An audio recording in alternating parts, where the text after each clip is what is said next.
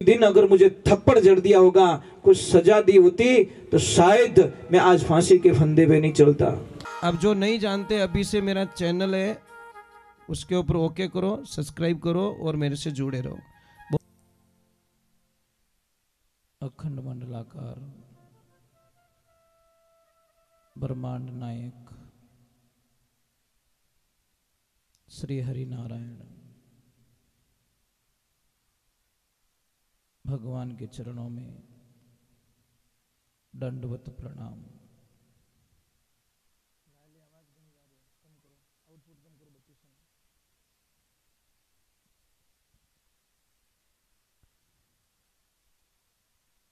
महाराज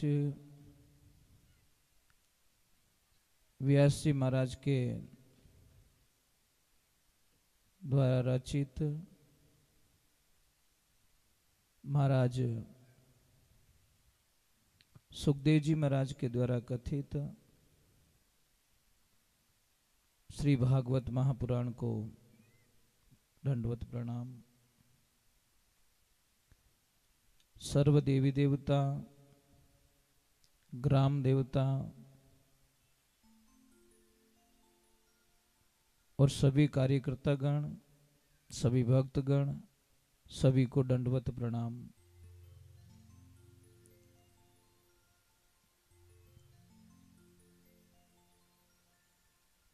हमने कल भागवत जी को परीक्षित जी महाराज को जब ये पता चला कि मुझे श्रृंगी ऋषि के द्वारा श्राप दे दिया गया है, क्योंकि वो जो पाप करके गए थे, उसके पहले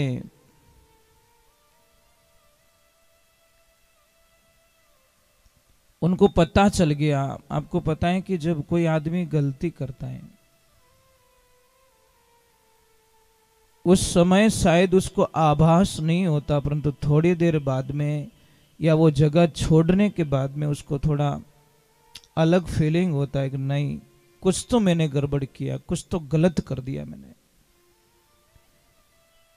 तो महाराज परीक्षित जी को भी जब राजमहल में गए और जो मुकुट पहना हुआ था वो जैसे ही नीचे उतारा, उनको बड़ी अटपटा लगा कि हे भगवान, हे नारायण, मैंने ये क्या कर दिया? मैंने एक महान ऋषि का अपमान कर दिया।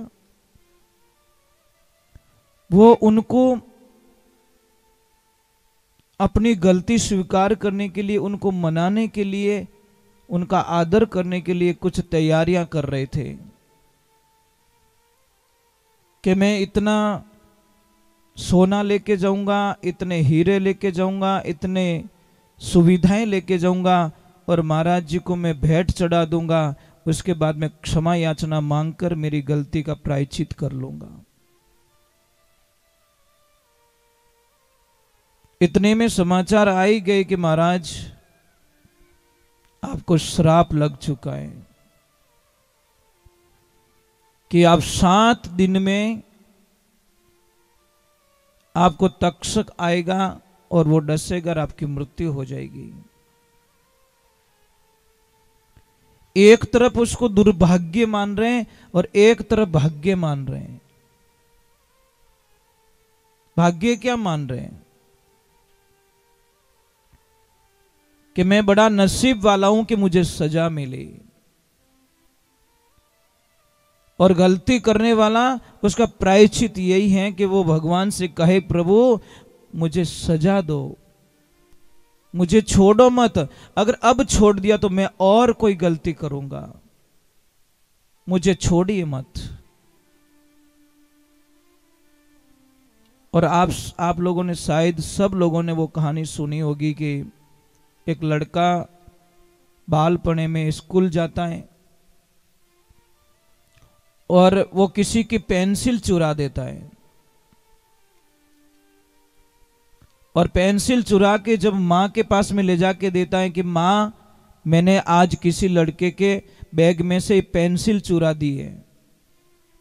माँ ने कहा, बेटा किसको पता तो नहीं है? कि नहीं माँ, मैंने बड़े होशियारी से चोरी करके लाया हूं। क्या शाबाश बेटा शाबाश, किसको पता नहीं चलना चाहिए। बच्चे को बड़ी एनर्जी मिली, बड़ा बैलेंस मिल गया उसको। 4-5 दिन हुए, उसने पेंसिल की जगह पूरा स्टो बॉक्स ही चुरा दिया। ले गया माँ के पास, मेरे माँ को बोला माँ आज तो कुछ थोड़ा सा बड़ा किया मैंने। बेटा पता नहीं चलना चाहिए, दूसरों में घनी हमेटो। अब जिसको स्टू बॉक्स चोरी हुआ था, सारे लड़कों ने देखा उसको। उसकी माँ उसके पास में जाके बोलती तेरे बच्चे ने आज मेरे बच्चे का वो बॉक्स चुरा दिया है। उसने बोला कि तू जानती है मुझे, मैं कौन हूं? आज तो नाम लिया, आइंदे के साथ में नाम लिया ना तो मेरा नाम फलानी है, ध्यान रखना। नाम मत लेना मेरे बच्चे को। और बच्चे को और एनर्जी मिल गई। वाह भाई, मेरी माँ बहुत अच्छी, मेरी माँ रक्षक है। कुछ टाइम बीतता है, थोड़ा वो बड़ा काम करता है, स्कूल का टाइम पूरा हो जाता। तो एक दिन उसने राजा के दरबार में चोरी कर ली महाराज। पकड़ा गया।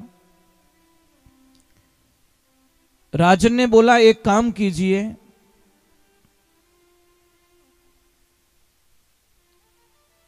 इसको भरे चौराहे पे फांसी दो, जहां पे लोग सारे इकट्ठे होते हो, आने जाने का रास्ता हो, वहां पे फांसी दे दो इसको। तैयारियां पूरी हो गई। और आप सबको पता है कि फांसी पे चढ़ने वाले को एक अंतिम इच्छा पूछी जाती है। बोल तेरी अंतिम इच्छा क्या है? कि मेरी अंतिम इच्छा है मेरी मां का एक बार मुंह देखना चाहता हूं। सैनिकों को भेजा और जाओ इसकी मां को बुला के लेके आओ। मां दूर से विलाप करती आ रही है, रोती हुई आ रही है। आते ही मां रो रही, बेटा ये क्या हो गया? कि मां जो हुआ जो हो गया, एक बार मेरे गले तो मिल जा, लास्ट समय। और जैसे ही मां नजदीक आई, उसने उसकी मां के नाक को काट लिया, मतलब डाचू भर दियो, नाक रे नाक खाई गो। राजा ने बोला ये क्या कर दिया तूने? कि राजन यहां तक पहुंचाने की, आज फांसी के ऊपर पहुंचाऊं मैं, ये सब मेरी मां की भूमिका है। इसने मेरे पहले दिन जब मैंने पेंसिल चुराई थी, उसी दिन अगर मुझे थप्पड़ जड़ दिया होगा, कुछ सजा दी होती, तो शायद मैं आज फांसी के फंदे पे नहीं चलता।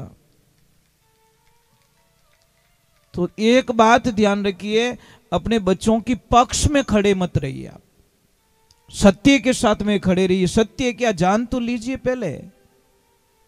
अपना बच्चा कभी गलत नहीं लगता किसी को। नहीं, मारो बेटो ताड़ो वे ही नहीं सके, आठ आंखो ने थारो बेटो ही घोटालो करियो सब। इसलिए अपने बच्चों के पक्ष में मत रहिए, पहले जानकारी लीजिए पूरी। सत्य क्या, अगर झूठ है तो उसको बोलो, सजा मिलनी चाहिए इसको। तो परीक्षित जी ने वही का अपनी वकालत की, अपने लिए खुद वकील बने और बोला नहीं परीक्षित, तुझे सजा मिल के रहेगी। तूने गुनाह किया है, महाराज के गले में सांप डाला है, महापुरुषों का अपमान किया है, तुझे सजा मिलनी ही चाहिए। इसीलिए खुश हो रहे थे कि मैं बड़ा सौभाग्यशाली हूं कि मुझे सजा मिल रही है। पर एक तरफ थोड़ा दुख भी हुआ कि सिंगी ऋषि को ऐसा श्राप नहीं देना चाहिए था, कुछ सजा दे देते। और पर देखिए जो कुछ होता है अच्छे के लिए होता है। अब सारा वृत्तांत पता चल ही गया तो तैयारी जरूरी है, तैयारी तो करनी चाहिए ना। हमको पता चल जाए कि फलाने दिन आपके बेटे या बेटी की शादी है, तो तैयारी करोगे कि नहीं करोगे? क्या यूं क्या होगा ब्याह वे इज्जती देखी जाए, आगे दिन कर ले सब तैयारी? नहीं नहीं नहीं नहीं, सारी तैयारियां पहले कर देते। तो अब महाराज परीक्षित जी ने बोला कि बस दिन तो सिर्फ 7 है, अब तैयारी मुझे कर लेनी चाहिए मेरी मृत्यु से मिलने के लिए। भगवान के भक्त में यही फर्क होता है। अज्ञानी लोग मौत से डरते हैं और ज्ञानी लोग मौत से डरते नहीं, क्योंकि उनको पता चल गया है कि हम बैठे कहाँ हैं, बैठे किस भूमि पे बैठे। हम बैठे मृत्यु लोक में, मतलब यहां पे मरना निश्चित है, कंफर्म है, इसमें कोई शंका नहीं है। आप सब प्रकार के मुहूर्त निकलवाते महाराज जी। पंडित जी के पास में जाते हैं और पंडित जी को पूछते हैं, महाराज जी देखो मारो बेटो कमाई दे कि नहीं दे, इन्हें सगाई रे कि नहीं रही, और खेत में फसल रे कि नहीं रही, वो व्यापार करूँ तो की कर रही, इन्हें नौकरी लागे लाग नहीं लागेला, मोरे दोनों जोड़ा जमे लाग नहीं जमेला, मोने कहनो बेर है। ये सारे मुहूर्त पूछते हो, पर एक मुहूर्त कभी नहीं पूछते साहब कि महाराज देखो टीपणा मन लिखियोड़ो है कि नहीं हमारी राशि माते कि मैं मरूला कि नहीं मरूला, वो पूछो कि नहीं मुहूर्त?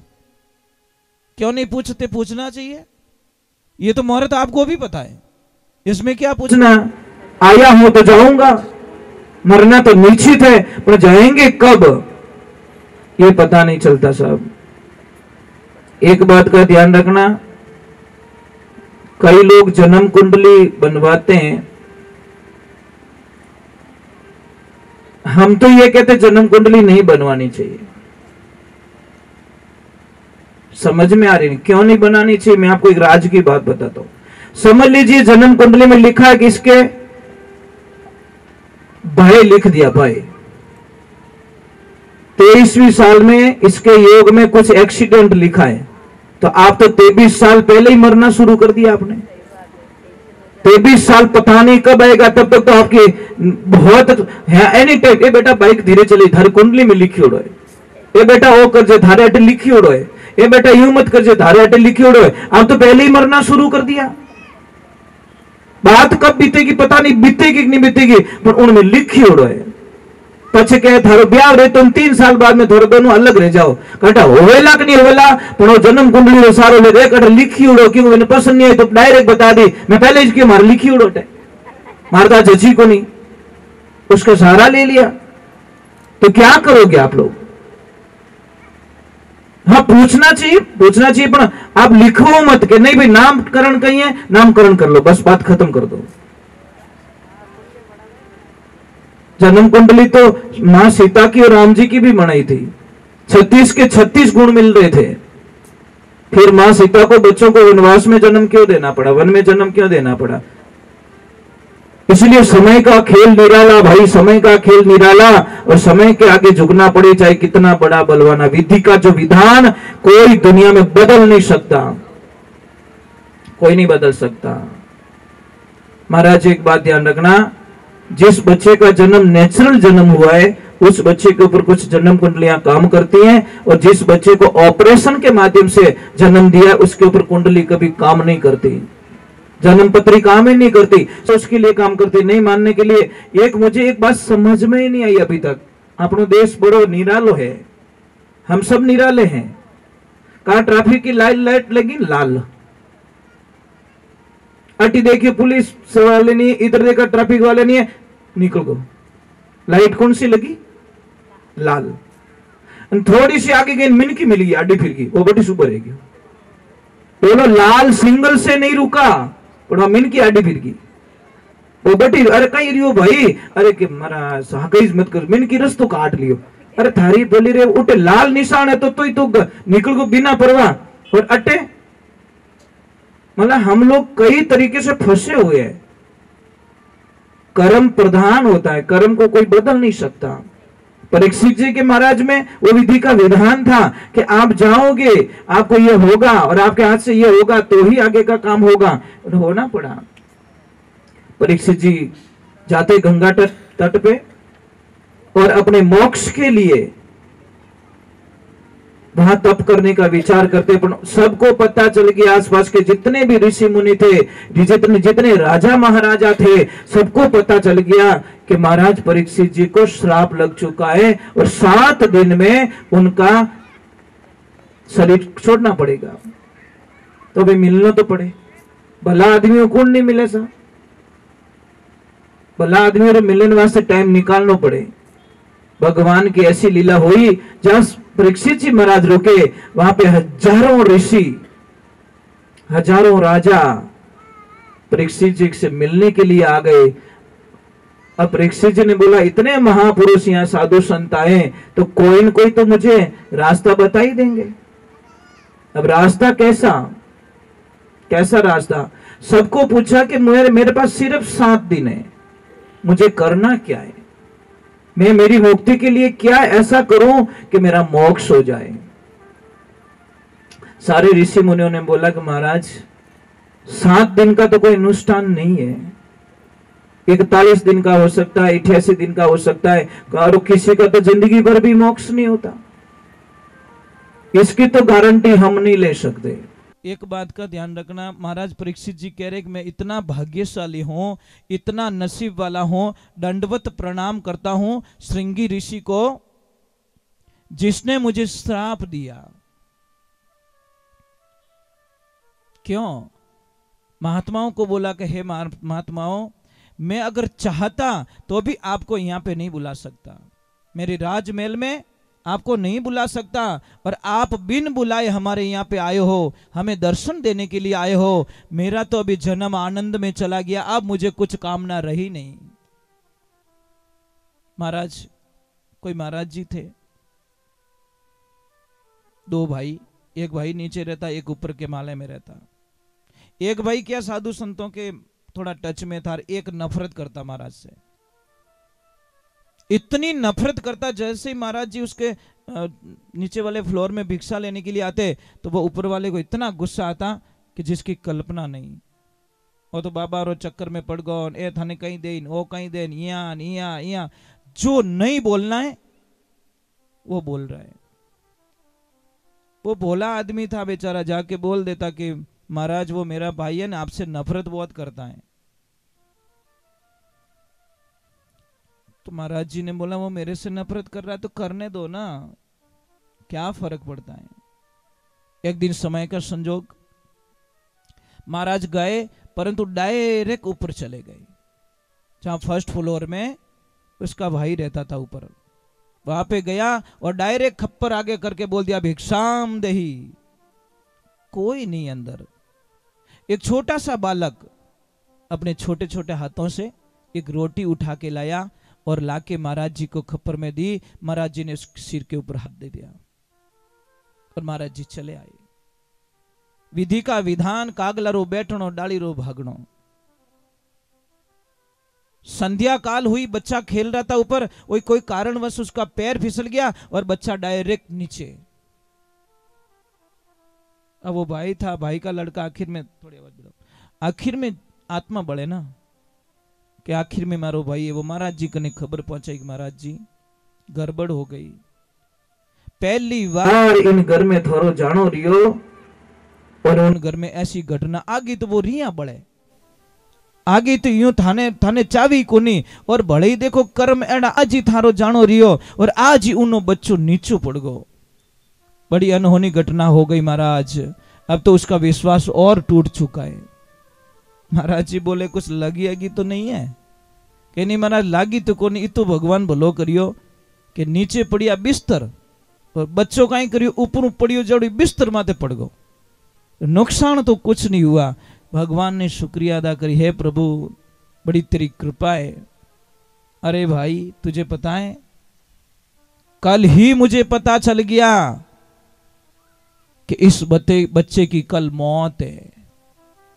मैं जान चुका था सारा रहस्य कि ये बच्चा कल तक यमराज इसको लेके चला जाएगा, काल लेके चला जाएगा। इसलिए मैंने आव देखा ना ताव देखा और जाके बच्चे के सिर पे हाथ रख लिया और वो भार मेरे पे ले लिया कि मौत आएगी तो मेरी आएगी, पर बच्चे का बाल बांका नहीं होने दूंगा, चाहे वो मुझे ना चाहे, चाहे कुछ भी करे। यही तो संत की मौज है, यही तो आनंद है। कोई कितनी भी नफरत करे, कितना भी नेगेटिविटी रखे, पर संत हमेशा पॉजिटिविटी रखेंगे। इसीलिए तो किसी ने लिखा, वाह वारे मौज फकीरा की, वो परवाह नहीं करते अमीरा की, वो मौज है फकीरा की। महाराज आनंद कुछ और ही होता है।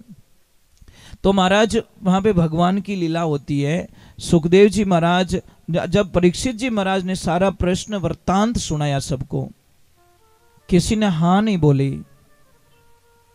तो थोड़ा इंतजार किया। तो इधर तप में, वन में सुखदेव जी महाराज वन में तप कर रहे हैं। उनको पता चल गया कि राजा परीक्षित जी को ये समस्या आ गई है और वहां से वो चल दिए। आवाज आ रही है, शोर मच रहा है। सबने बोला क्या हुआ, कौन आया ऐसा? कोई चिल्ला रहा है, कोई क्या कर रहा है, कोई भीड़ लग रही है, कोई क्या लग रहा है। क्योंकि महाराज वो दिगंबर थे, पहनने के लिए कुछ भी नहीं, सिर्फ एक लंगोट। शरीर इतना सुंदर, इतना आनंद कि देखते देखते कितने के मन के अंदर बस गए, पर उनके मन के अंदर कोई नहीं। संत का यही तो होता नहीं।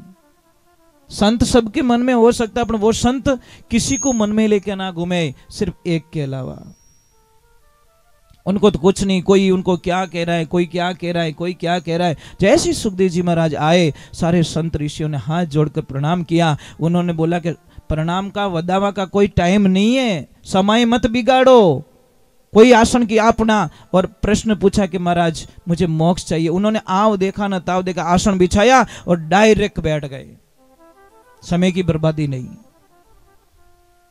महाराज ने प्रश्न किया कि मुझे 7 दिन में मुक्ति हो जाए, क्या करना चाहिए। महाराज एक बात का ध्यान रखना,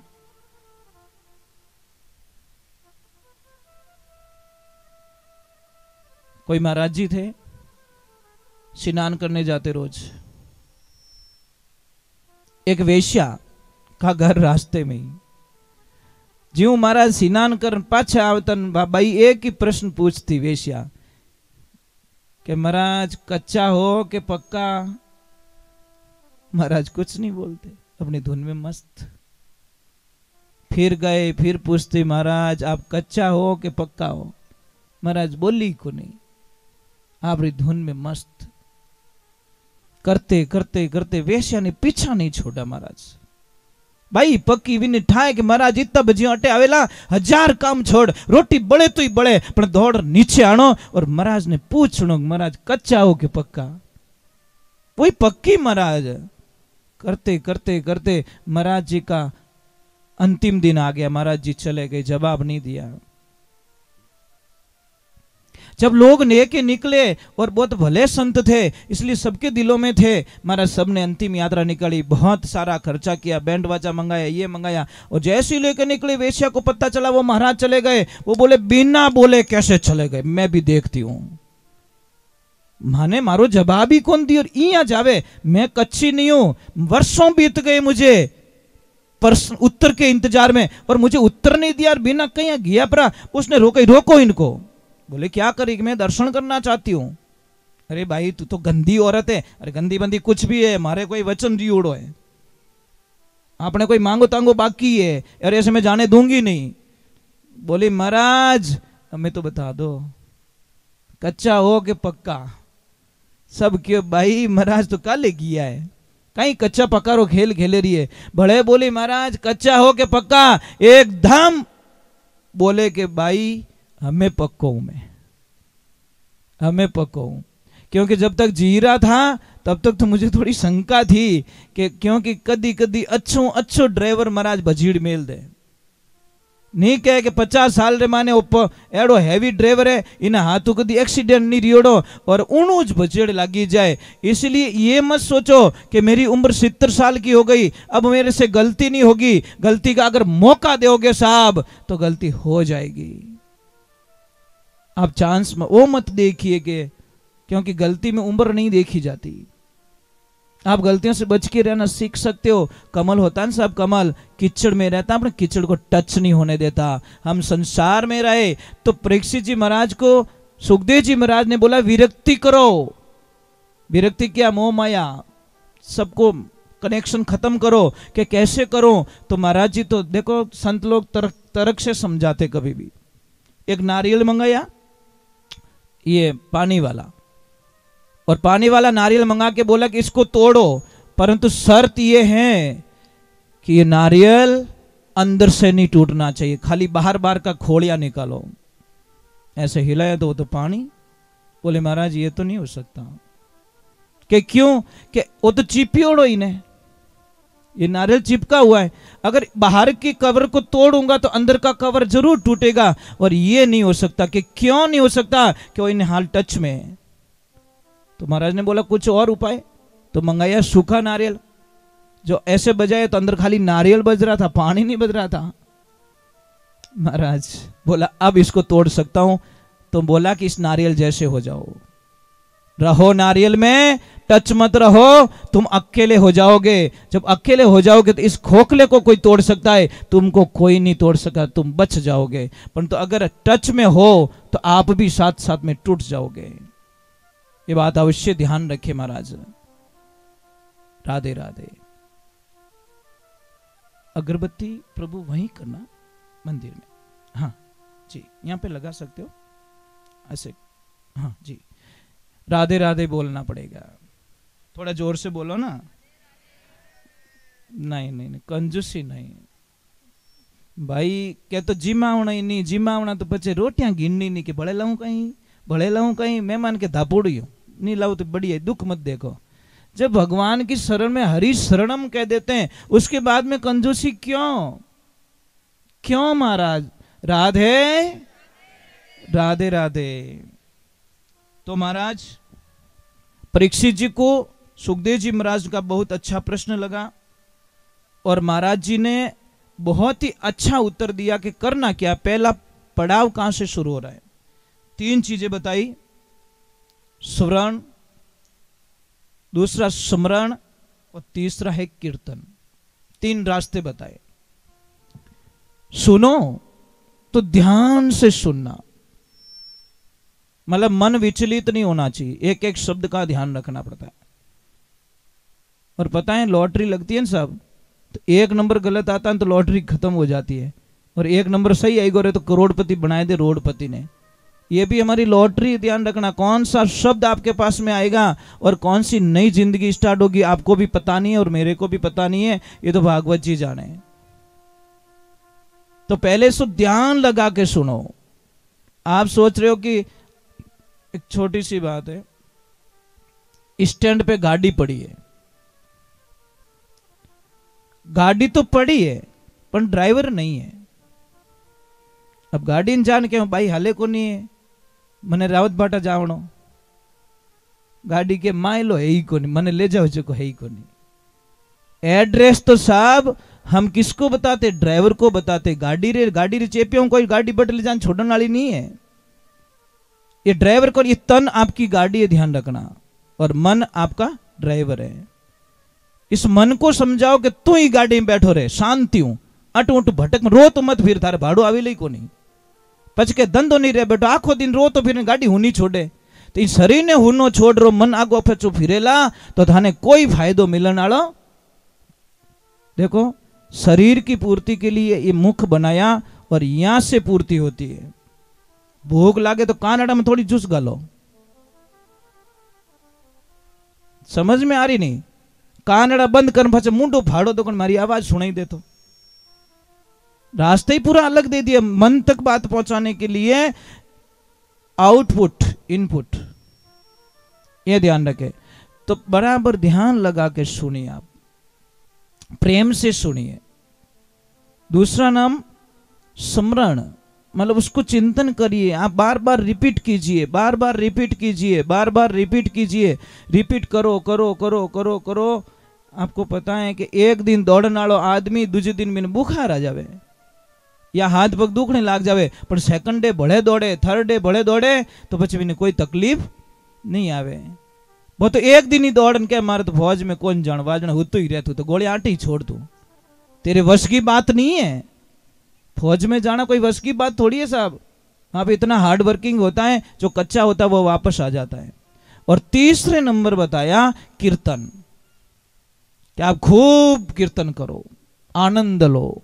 कलयुग केवल नाम आधारा, सुमिर सुमिर नर भव उतरे पारा। कीर्तन कीजिए, आप गाइए, कैसा भी गाइए, आवे चढ़ो ही भगवान रो भजन गावो, जैसो आवे बेड़ो ही गावो, पर गाणो चाहिए। कई लोग तो शर्म करे कि मारू कहीं गाव नहीं आवे। तन गाव नहीं आवे तो हाका करनी तो आवे। तू राम राम मत बोल, तू मरा मरा ही बोल, कुछ तो बोल बेटी रे बाप की, तू बोल कि महाराज मरा मरा तो ऊंधो हो जावे। तो भाई तू खेत रे माने बीज रा दाना छाटे, जने दाणो चेक करे कदी के उल्टो पड़ियो कि सीधो पड़ियो, कदी चेक करो, कदीश नहीं करो। पण वो उगे कि नहीं उगे, भाई छाटियो जने तो उग्यो ना, वो तो क्या छाटू ही कोण नहीं, वाने लावा ले ले भगती रा टोली पर धूड़ो लाइन लाडू बड़ान खाई ले, तार लाटा एड़ी आई भाई ओ की कोनी तो पावो की कोनी। महाराज आप राम जी रो नाम भौंको टेडू ले ले हरि भजन करते रहो करते रहो करते रहो करते रहो। आखिर में महापुरुषों ने भी बोला कि राम नाम रटते रहो जब लक घट में प्राण, अरे कबूक दीन दयाल के भनक पड़ेगी कान। कदी तुम्हारो हेलो सुनेला सांवरो, कदी तो सुनी महाराज। हिम्मत नहीं हारना चाहिए, हिम्मत नहीं हारना चाहिए। आपसे कुछ नहीं होवे तो भी बस राम जी ने अगरबत्ती नहीं करो, पूजा पाठ नहीं करो तो कुछ नहीं, प्रभु ठीक हो ना। आते भी राम जाते भी राम, आते भी राम जाते, आखिर भगवान के तंग कर दियो। मैं तो किन की देनी ही पड़ी ने, पर एक दिन ही 12 महीना 5 साल में एक बार रामा सामा करो जो ना। अगर गिनाई थी नाराज बेटे बाप इतना कहीं बिजी रिया, तो वो तो जगत का रखवाला है।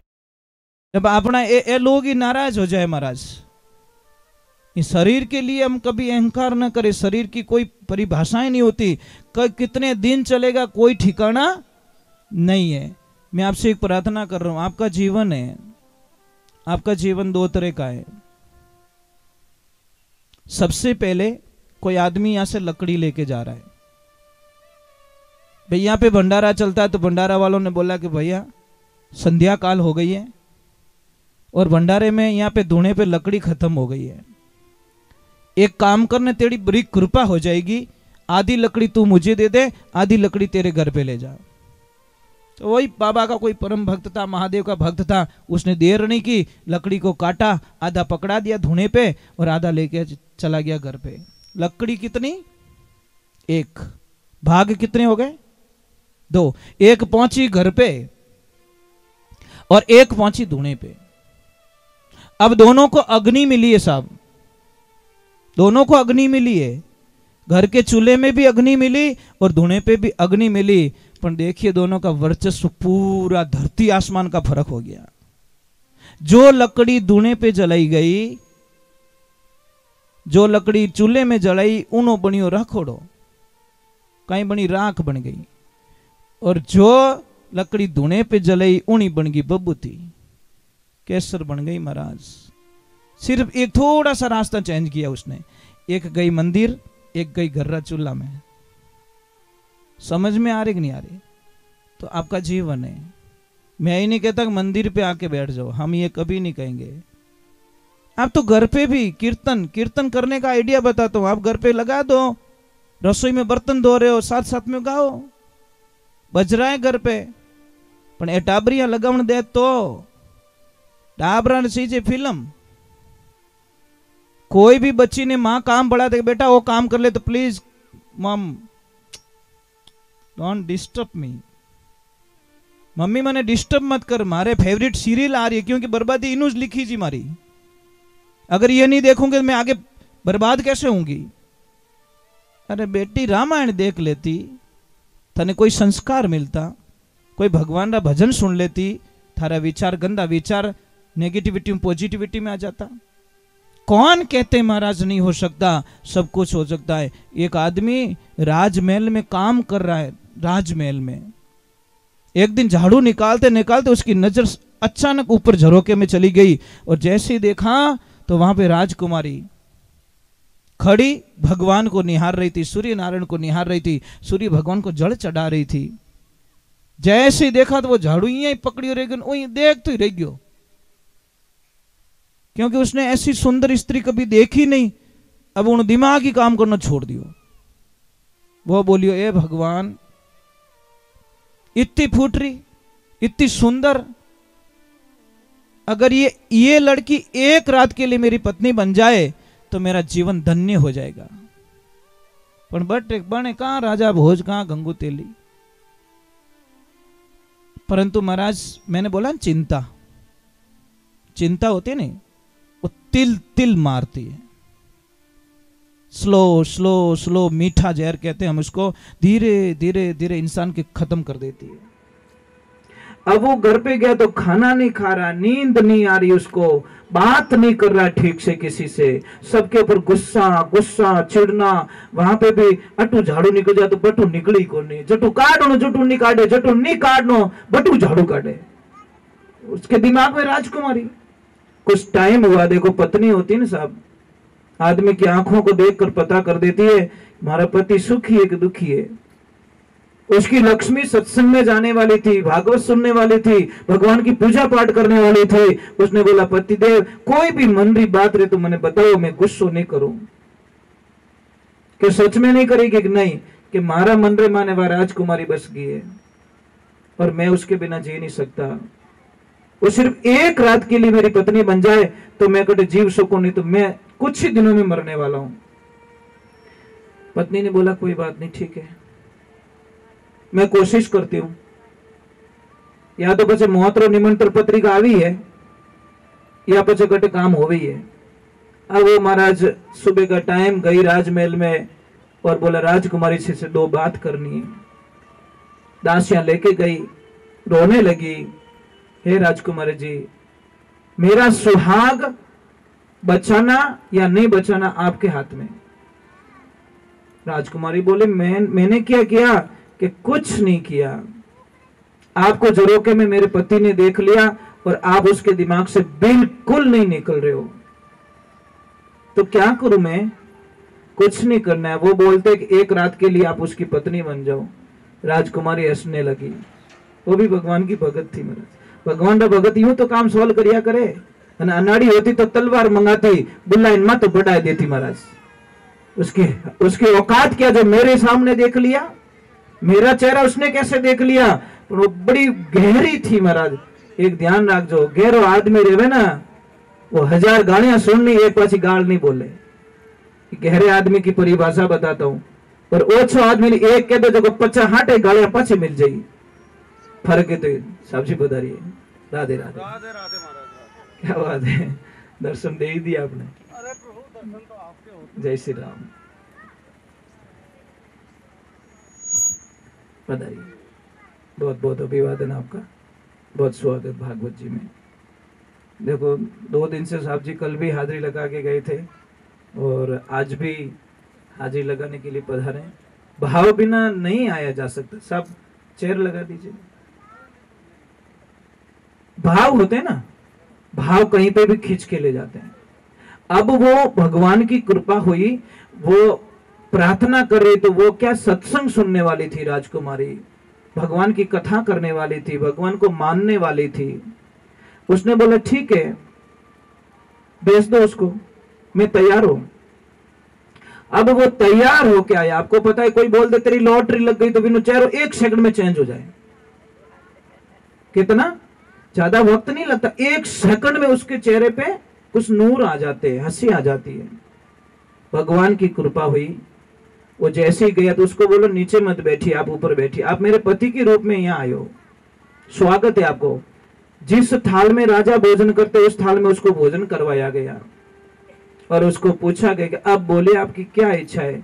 कि बस मेरी पत्नी ने आपको बता दिया कि कोई बात नहीं, मैं भी एक प्रार्थना करना चाहती हूँ आपसे। कि क्या? बोलिए। कि मैं 1 दिन के लिए पत्नी बनना पसंद नहीं करूंगी, तो कि मैं जीवन भर आपके साथ में रहना चाहती हूँ, मतलब पूरा जीवन ही मैं आपको देना चाहती हूँ। वो बोला हे भगवान, मैं सोचो 100 रुपया मिले, यहाँ तो अरबों की लॉटरी लग गई। आंधो मारे अडंगा, आंखें रही फोड़ाटे, दोनों आंखें रोशनी मिल गई। तो अब वो इतना खुश हो गया तो बोला कि देखो मेरी एक प्रतिज्ञा, राजकुमारी देखो कितना तर्क से समझा रही है, ज्ञानी पुरुष।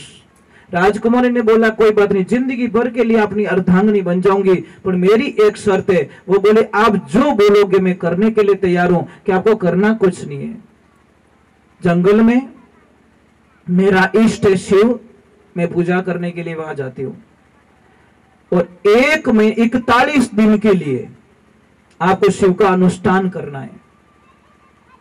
और जो मैं मंत्र दे रही हूं उस मंत्र के अलावा 1 सेकंड के लिए आप कहीं भटक गए तो मैं आपको जिंदगी में कभी मुंह नहीं बताऊंगा, मतलब मिलूंगी नहीं आपसे, कभी नहीं मिलूंगी। उसने बोला 41 दिन तो क्या, मैं 4 महीने रुक सकता हूं। वो मन में बोले 41 दिन तो काट दो। अब वो गया और उसको बोला कि ओम नमो शिवाय मंत्र का जप करना है, आपको इसके अलावा किसी से नाता नहीं रखना है। आहार लेने के लिए 5-10 मिनट का समय निकाल सकते हो, पर किसी से बात नहीं करनी है, किसी से कांटेक्ट में नहीं रहना है और किसी की फालतू बात विचार नहीं आना चाहिए। अब वो जाता है और ध्यान साधना की सारी व्यवस्थाएं करवा ली राजकुमारी ने। अब बस वो ऐसा मंत्र जपने लगा साहब, 1 मिनट में 18 बार जप कर रहा है। श्वास श्वास धड़कन धड़कन में शिव बस गया। वक्त ऐसा आता है जब वो 41 दिन बाद में जाकर राजकुमारी जाके हाथ जोड़ के उनको बोलती है आंखें खोलो, नहीं खोली। आंखें खोलो, नहीं खोली। आंखें खोलो, थोड़ा जोर से बोला आंखें खोलो। घंटी बजाए, ढोल बजाए, सारा वाद्य यंत्र बजाया, तब जाके उसकी थोड़ी सी आंखें खुली। सामने राजकुमारी खड़ी कि पहचाना मुझे? उसने बोला मैं आपको नहीं जानता। अरे मैं वो राजकुमारी कि मैं किसी राजकुमारी को दुनिया में नहीं जानता, मैं सिर्फ शिव को जानता हूं। किसी को नहीं जानता मैं, सिर्फ मैं। शिव के अलावा मुझे दुनिया में कोई नहीं दिख रहा है। हे माते, मैं आपको प्रणाम करता हूं। कहां विषय वासना का भाव लेके राजकुमारी के पास में गया और कहां उसने मां का शब्द का उपयोग कर लिया। ये ज्ञानी और अज्ञानी लोगों का तर्क यहां पता चलता है। इसलिए ध्यान रखिए, जिंदगी में जीवन बहुत छोटा है। आप अपने जीवन काल में कुछ अच्छा करके जा सकते हो और कुछ खराब करके जा सकते हो। कितना जीना हम लोगों को, कोई भरोसा नहीं है साहब। सती आवत देख के तुलसी आवत देख के सती निवाया शीश, तुलसीदास मुख से बोले अमर चूड़ा आशीष। सती तो हकी बेकी रह गई कि बाबा क्या बोल रहे हो, क्या हुआ कि मैं पति हमारा मर गया, अभी मैं भी मरण को जाए, तुलसी तेरे वचन का क्या होशी हवाल। बाबा कुछ उल्टा बोल दिया आपने कि कहीं कि आपने बोला अमर चूड़ा आशीष, मेरा तो पति मर चुका है, वो देखो यात्रा आ रही है और देखो मैंने 16 ही श्रृंगार किया, मेरे पति के पीछे सती होने जा रही हूं और आप तो कोई उन ही बोल का कट जोश में। तुलसी बाबा ने बोला गजब हो गया ये तो, पर बोलवाया तो शायद उसने, मैंने कुछ नहीं बोला। तुलसी मुर्दा मंगाई के मस्तक धरिया हाथ, मैं कछु नहीं जानो तो जाने रघुनाथ। महाराज उस आदमी को जिंदा होना पड़ा क्योंकि संत ने वचन दिया था। संत का आपको बताएं, बेटा कोई गलती करता है साहब तो नाम पहले बाप का खराब होता है। बेटा तो कहीं तो ओळखे नहीं ओळखे पर बाप रे माथे कलंक जरूर लागे। फलाण जी रो बेटो, फलानी समाज रो, फलानी गांव रो, विनित पछे लिस्ट में ले पर लिस्ट पहला आ बनेला, इने वास्ते ध्यान रखजो।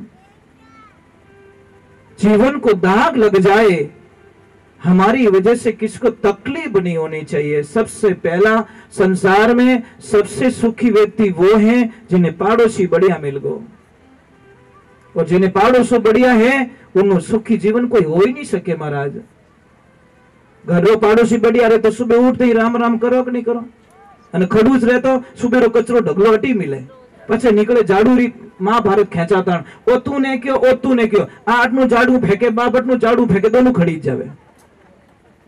अच्छे पड़ोसी, अच्छा पड़ोसी खेत में मिल जाए तो 4 दिन के लिए हम कहीं जा रहे हैं, बोल के जाते भैया थोड़ा ध्यान रखना मैं 5-7 दिन पाछा हूं ला। और खड़ूस मिल जाए तो रात हेरिया खोल दे, गाँव रे डंड हमारे गाल देगा कमाई जेतु तो।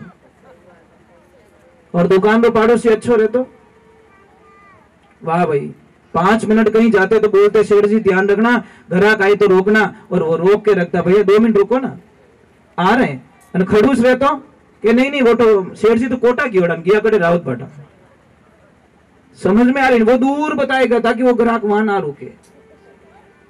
और एक बात है, सीट पे हम कहीं यात्रा कर रहे, सीट पे अगर पड़ोसी अच्छा मिल गया तो आपको पता है 4-5 घंटे कब निकल गए। और खड़ूस मिल जाए तो हे राम, बोल में ही कटे अड़गा रहो नहीं तो ही झगड़ो तैयार। जिंदगी में ऐसा जीवन जीना, ऐसा जीवन जीना। कई लोग मुझे बताते कि महाराज हमारे कमर में बहुत दर्द है, बहुत दर्द है, बहुत सारी दवाएं ली, कमर दर्द ठीक नहीं हो रहा है। इलाज सबके घर में पड़ा है, पर लेते नहीं है लोग। हमारी आदतें गलत हो गई। बाजरी यूज करते हो, बाजरे की रोटी खाते हो, बस यही समस्या। बस ओरिजिनलिटी से हम बहुत दूर जा रहे हैं। आपको बताएं बाजरे की रोटी में ताकत कितनी होती है, आप कल्पना भी नहीं कर सकते। बाजरे की रोटी बनाइए, उसको सेकना नहीं है पूरी, थोड़ी सी सेक दो उठा लो, थोड़ी सी सेक लो उठा दो, दोनों तरफ से खाली कवर बनना चाहिए, पकना नहीं चाहिए। और जहां पे भी आपका कमर दर्द हो रहा है, किसी का भी, वहां पे उस बाजरे की रोटी को बांध दो। पहले टच करना बॉडी को भी, हाँ गर्म नहीं लग रही है, बराबर है। देखो आप कल्पना नहीं कर सकते कि 10-15 रुपए में हमारा कैसा इलाज हो रहा है। और आपको पता है घुटनों में दर्द होता है ना, घुटनों में ये जो चूना आता है ना खाने वाला, इतना सा चूना लो, खाना खाने के बाद में पानी में डालकर 1 गिलास पानी में डेली इतना सा चूना लेकर हमेशा पीना स्टार्ट कर दो, आपके घुटनों का दर्द गायब हो जाएगा। ये कोई मजाक नहीं है, आप प्रमाण कर लेना। किसी को कितना भी जॉइंट हो रहा है, कहीं दर्द हो रहा है, आप कोई तेल से मालिश मत करो, सिर्फ तिल के तेल से मालिश करो। और आपको विश्वास नहीं है, कल प्रयोग कर लेना। मेरी बात पे विश्वास बाद में करो, पहले प्रयोग करो। मैं बताऊं, 10 बर्तन ले लेना आप, मिट्टी का बर्तन लेना, पत्थर का बर्तन लेना, या पत्थर के बर्तन ले लेना 10, जिसमें अलग अलग तेल भर देना आप। कोई सरसों का तेल है, कोई किसका तेल है, कोई नारियल का तेल है, कोई किसका तेल है, ऐसे करके 10 बर्तन में एक में तिल का तेल डाल देना। सारे पत्थर के होने चाहिए। 1-2 दिन बाद में देखना, जिसमें आपने तिल का तेल डाला, वो पत्थर का जो बर्तन होगा ना, वो नीचे से पूरा गीला मिलेगा आपको। दूसरा कोई बर्तन गीला नहीं मिलेगा, क्योंकि किसी तेल की औकात नहीं है जो पत्थर को चीर के पार हो जाए। सिर्फ ये तेल शब्द कहां से शुरू पता है? सिर्फ तिल से। तेल शब्द पहले था ही नहीं, तिल से ही तेल शब्द शुरू हुआ। तो हम लोग क्या करते हैं कि रिफाइंड खा रहे हैं, और रिफाइंड में थोड़ा प्रॉब्लम्स होती है साहब। रिफाइंड मत खाइए आप, भले महंगा पड़े, तिल का तेल महंगा पड़े, आप लीजिए, तिल लीजिए, खरीद लीजिए, भले 200 को 300 रुपया देना पड़े, ओरिजिनल तो खाओ। हम खाते नहीं। किसी भी बच्चे की अगर हाइट नहीं बढ़ रही है, आप देसी गाय माता का दूध लीजिए, दूध लेने के बाद में 100 ग्राम दूध ले लीजिए, उसको शाम के टाइम में गर्म करके दही बना दीजिए, सुबह में वही दही कटोरी में लीजिए। पर ये ध्यान रखें, लोहे के बर्तन में उबालना पड़ेगा दूध को। मैंने कल एल्यूमिनियम के लिए मना किया, मैंने समझ में आई नहीं, एल्यूमिनियम बर्तन यूज नहीं करोगे आप, क्योंकि वो मिलता नहीं है, तत्व नहीं मिलता उसको। लोहे के बर्तन में गर्म कर दो या मिट्टी के बर्तन में गर्म कर दो। गर्म करने के बाद में सुबह में दही बना दीजिए, बनाने के बाद में इतना सा दही लीजिए और इतना सा चूना, जो खाने वाला चूना, उसमें डालकर बच्चे को खिलाना स्टार्ट कर दीजिए। आप कल्पना नहीं कर सकोगे बच्चे की बुद्धि का विकास इतना क्यों हो गया। कई लोग हमारे पास में आते हैं कि महाराज हमारा बच्चा कहना नहीं मानता, हमारा बच्चा जिद बहुत करता है, हमारा बच्चा आलसी बहुत है, हमारे बच्चे को हमारी कदर नहीं है। तो हम एक प्रश्न करते, भाई दूध किसका पिला रहे हो? बोलते भैंस का। तो फिर राम राम, ठीक है, इसका इलाज हमारे पास में नहीं है। कारण बता लेता हूं। एक अनजान गाय को, देवियों आज काम करना, अनजान गाय, जिस गाय को आप जानते नहीं हो, आप भी कर लेना, उसको एक रोटी और इतना सा गुड़ दे देना, टाइम लिख देना कि इतने बजे मैंने इस गाय को रोटी दी। सेकंड डे बिना बताए वो गाय वहां पे आ जाएगी, उसी टाइम पे आएगी।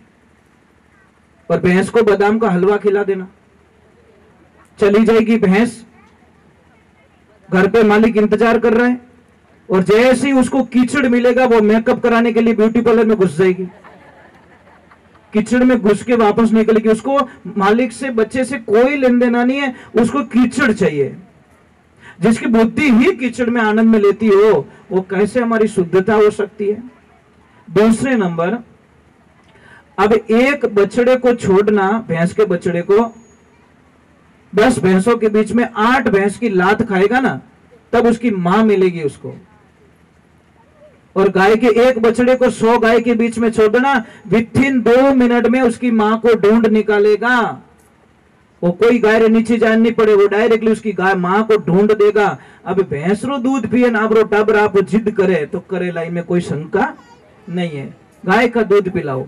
तीसरे नंबर भैंस के बच्चे को देखना, जैसे ही भैंस का बच्चा दूध पीता एक तरफ जाके सो जाता है, आलस आता है उसको, फैट ज्यादा होता है ना, दूध जितना पतला होगा उतना गुणाकारी होगा। ये ध्यान रखने की बातें होती है। हम पतले दूध को कमजोर मानते, पतला दूध कमजोर नहीं हो सकता, पतला दूध ताकतवर होता है और होता गाय का, इसलिए उसको अमृत का रूप दिया गया। अब देखिए वो बछड़ा जाके सो जाएगा, पर गाय के बछड़े को देखिए, जैसे दूध पिएगा अपना चेंज करेगा और पूंछ लो ऊंचो करी और भाग दौड़ स्टार्ट। ठीक साहब, धन्यवाद, बहुत बहुत साधुवाद आपको। पधारते रहिए, दर्शन दीजिए। आज तीसरा दिन तो हो गया, अभी 2-3 दिन के और मेहमान है हम लोग। जय श्री राम, जय श्री राम। तो ये गाय की महानता है महाराज, गाय का बछड़ा आलस नहीं करता। एक बात और बोल दूं आपको, जैसे कि भैंस गाय जिस दिन बच्चे को जन्म देती है ना, आज ही हमारे आश्रम पे गैया मैया ने बछड़े को जन्म दिया। आज अभी फोन आया था सुबह सुबह कि एक माँ ने बछड़े को जन्म दिया है। तो जहाँ पे बछड़े को जन्म देती नहीं, वहां की जो गीली मिट्टी होती है वो खराब नहीं है, वैसी पवित्र दुनिया में कोई हो नहीं सकती, पर उसको हम गंदी मान लेते हैं, दौड़ डाल देते हैं, उसको हटा देते हैं। जहां पे गाय बछड़े को जन्म देती है उस मिट्टी को उठाइए आप, गिली गिली मिट्टी को, और अपने घर पे जाके चौका दीजिए, देखो आपके कितनी समस्याएं खत्म हो जाएगी। आप कल्पना भी तो नहीं कर सकते। चलो भगवान के चरणों में, बोले शंकर भगवान की।